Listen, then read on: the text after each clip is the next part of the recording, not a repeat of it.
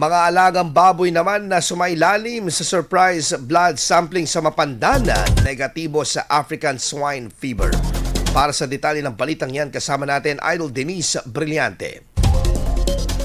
104.7 IFM Report. Negatibo sa African swine fever ang mga alagang baboy na sumailalim sa surprise blood sampling sa Mapandan, Pangasinan, batay sa resulta na inilabas ng Regional Animal Diagnostic Laboratory Region 1. Sa inilabas na ulat, sinabi na ang 19 specimen na nakolekta mula sa mga alagang baboy ng hog traders ay negative sa ASF viral DNA na nangangahulugang walang bakas ng naturang sakit sa mga nasuring hayop. Isinagawa ang surprise blood sampling noong Pebrero 18 ng Provincial Veterinary Office, katuwang ang Bureau of Animal Industry sa ilalim ng Department of Agriculture Regional Field Office 1 bilang bahagi ng mahigpit na pagbabantay laban sa pagpasok ng ASF sa lalawigan. Ayon sa mga opisyal, ang resulta ng pagsusuri ay patunay na ASF-free ang mga nasuring baboy sa bayan at patuloy ang kanilang monitoring upang mapanatiling ligtas ang industriya ng pagbababoy sa lugar. Kasama mo mula rito sa IFM News, tagupan nito si Idol Denise Brillante, Tatak,